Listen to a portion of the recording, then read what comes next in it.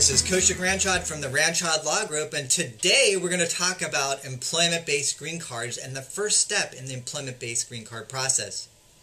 The first step in the employment-based green card process is known as PERM labor certification. And what I'm going to talk about today are the steps in the PERM labor certification process. The first step in the process is filing the prevailing wage with the Department of Labor. Now, the reason that we do this is because we have to make sure that the wage that you're going to be paid by the employer meets the Department of Labor's prevailing wage requirements. Normally, to get an answer from the Department of Labor takes about 4 months as of today. After we get the prevailing wage, if we get the wage that matches up with your wage that you're going to be paid, then we can move on to recruitment. With recruitment, this takes approximately 60 to 90 days.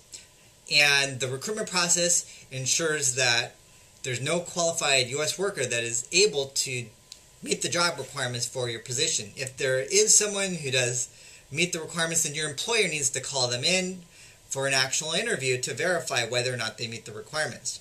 If there is no one that actually does meet the job requirements, then we can move forward after the recruitment process to file the actual PERM application. As of today, we're getting PERMs approved anywhere from 3 to 12 months, an average of about 6 months.